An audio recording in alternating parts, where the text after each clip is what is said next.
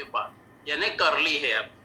कुछ लोगों को कर्ली हेयर्स होते हैं, कुछ लोग को स्लाइड कर्ली हेयर रहते हैं, कुछ लोग के स्ट्रेट रहते हैं। ये रहती है 3 पोजीशन हमारे हेयर्स की। अब दोस्तों, अब यहाँ पर हम देखना चाहेंगे कि हेयर लॉस क्यों होता है ना, एक कारण उसके हम उसके निजात कैसे पाना है इसके बारे में भी जानेंगे। तो हेयर लॉस को हम जो और दूसरी साइंटिफिक भाषा में कह सकते हैं कि एलोफिसिया या हम बाल्डनेस कह सकते हैं। बाल्डनेस का मतलब है कि जो बालों का झड़ना। ये हेयर लॉस किसके हमारे हेड के पार्ट में और other part of the body में होता है। अब यहाँ पर हम देखेंगे कि ये किस में इन्वॉल्व होता है कि हेयर लॉस जो रहता है छोटे छोटे एरिया से शुरू होकर के पूरे एंटायर बॉडी में हेयर लॉस की प्रक्रिया होती है। अब ये क्यों होती है, या तो कुछ रीजन इसके क्या रहते हैं, कुछ इन्फ्लेमेशन के कारण जो हमारे शरीर में यूजुअली प्रेजेंट रहता है, और उसी प्रकार से साइकोलॉजिकल डिस्ट्रेस अगर रहता है। देखिए, साइकोलॉजिकल डिस्ट्रेस और स्ट्रेस ये 2 चीजें हैं यहाँ पर। साइकोलॉजिकल डिस्ट्रेस और स्ट्रेस को हम मैनेज कर सकते हैं, मैंने कई बार बताया, उसको हम यानी बंद नहीं कर सकते, तो स्ट्रेस को हमको मैनेज करना होगा। और दूसरा क्या रहता है, साइकोलॉजिकल स्ट्रेस रहता है। अब यहाँ पर हम जो कॉमन टाइप देखेंगे, जो मेल और फीमेल पैटर्न में रहता है, हेयर लॉस का प्रॉब्लम हमेशा रहता है।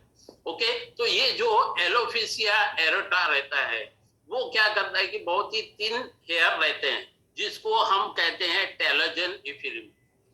तो ये कॉज जनरली मेल पैटर्न में हेयर लॉस का जो रहता है उसका प्रॉब्लम जो आ रहा है, पहली बात उसने बताया कि जेनेटिक्स।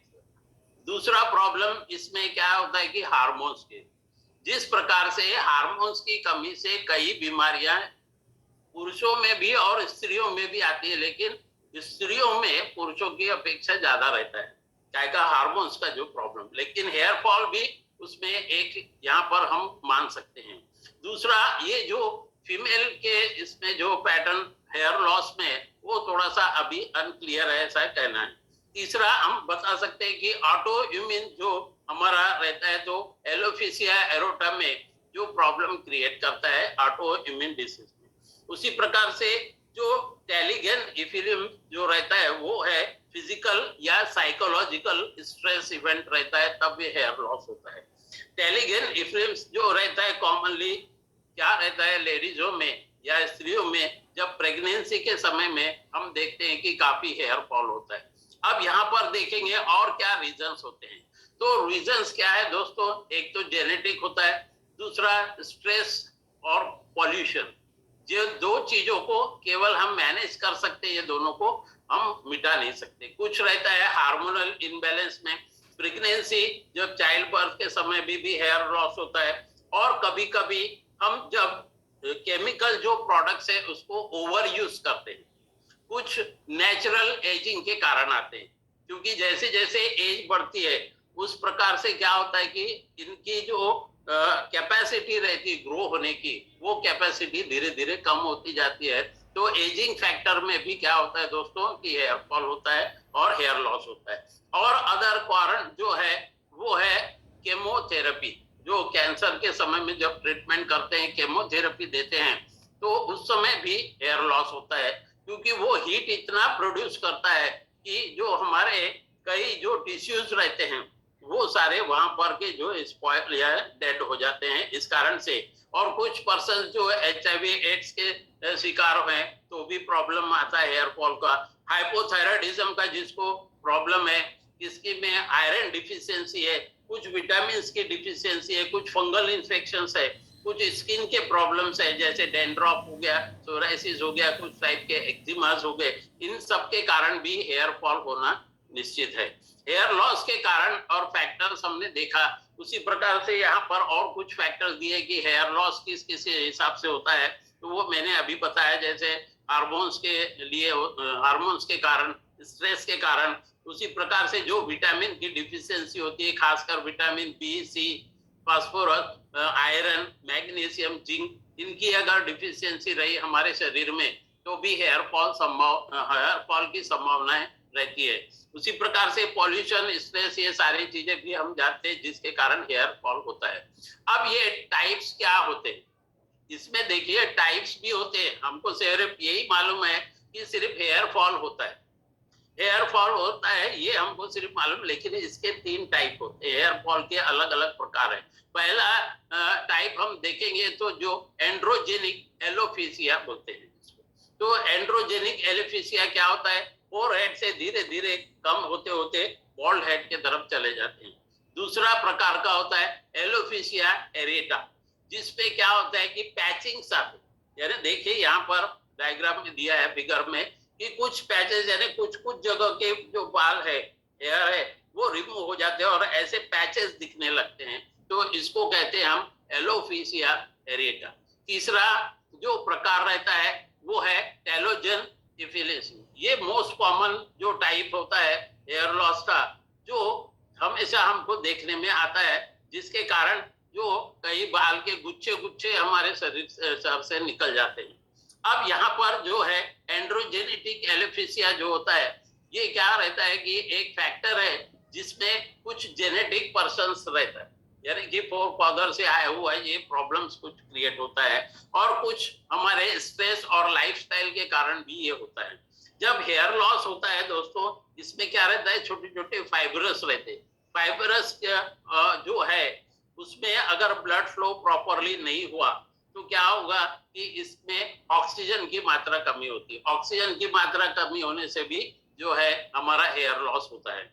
उसी प्रकार से यहाँ पे कुछ रिसर्च के द्वारा पता किया गया है, जैसे एंड्रोजन जो रहता है, डाइहाइड्रोजन टेस्टोस्टेरोन जो है, मेल हार्मोन, सेक्सुअल हार्मोन जो रहता है, उसमें भी अगर प्रॉब्लम आया ड्यूरिंग द बर्थ और प्यूबर्टी के समय में ये प्रॉब्लम आते हैं, तब भी हेयर फॉल होता है या हेयर लॉस होता है। उसी प्रकार से एंड्रोजेनिक एलोपेशिया जो साइकिल है वो क्या रहता है, 6 से 8 महीने तक का उसका ड्यूरेशन रहता है। पूरे टाइम के हम देखते हैं तो 6 से 8 महीने में अगर आप एंड्रोजेनेटिक एलोपेशिया से अगर आप प्रॉब्लम में रहे और आपका हेयर फॉल हो रहा है तो 6 से 8 महीने इसका ड्यूरेशन रहता है। उसी प्रकार से जब हम देखते हैं कि ये प्रोग्रेसिवली जो है फिर बढ़ते जाता है, उसी प्रकार से जब हम देखते हैं डिहाइड्रोजनेट टेस्टोस्टेरोन का जो प्रॉब्लम आता है, तो वो क्या रहता है कि हार्मोन्स के प्रॉब्लम्स के कारण ये हेयर फॉल यहाँ पर होना शुरू हो जाता है। तो दोस्तों आपने देखा कि अभी हार्मोन्स कितना इम्पोर्टेंट है ऑर्गेन्स के लिए भी और हेयर फॉल के लिए भी। तो यहाँ पर देखिए स्टेजेस दिखाए गए हैं कि मेल बालनेस किस हिसाब से रहता है।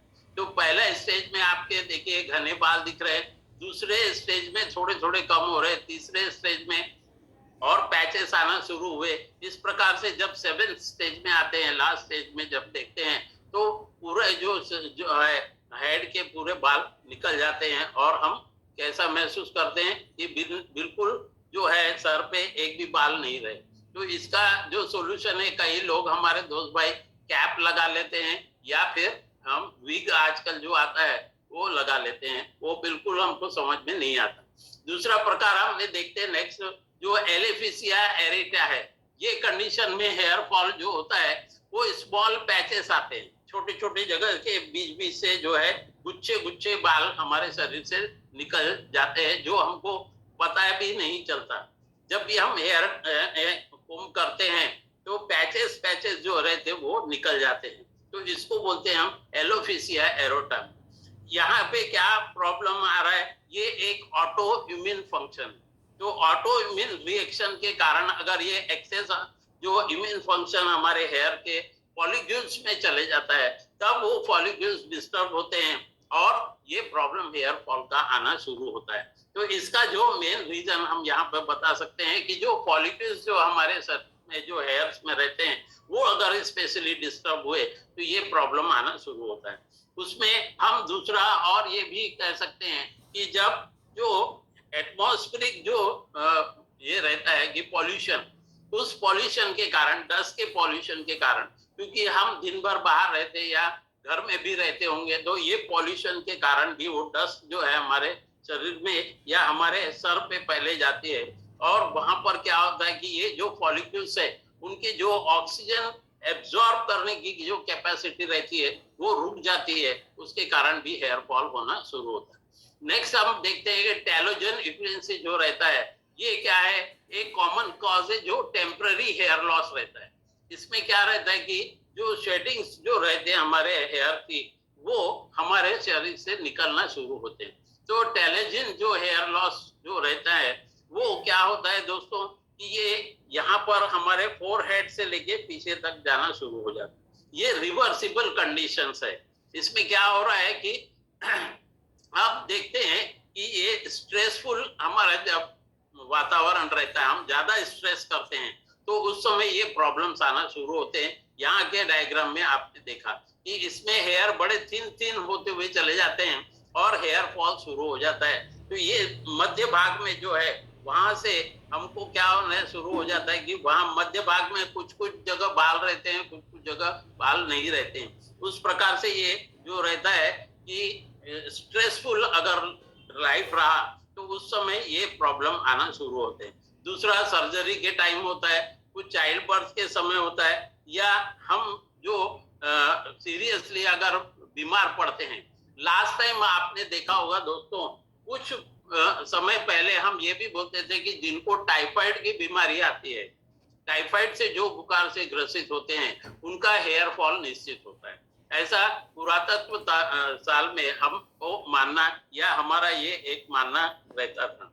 अब यहाँ पर देखते हैं कि दोस्तों कि जब हेयर ग्रोथ की जो स्टाइल होती है वो कैसी होती है। हेयर ग्रोथ की स्टाइल में क्या होता है दोस्तों कि जब हमारे स्कल की बात कर रहा हूं मैं, जब स्कल में हमारा ऑक्सीजन और ब्लड फ्लो होता है और उस समय क्या हो रहा है कि अगर उसमें ब्लड फ्लो नहीं हो रहा है, ऑक्सीजन की पर्याप्त मात्रा उसको नहीं मिल रही है, तो एनर्जेंस होता है और उसके कारण हमारे शरीर में जो ग्रोथ है उसकी वो रुक जाती है।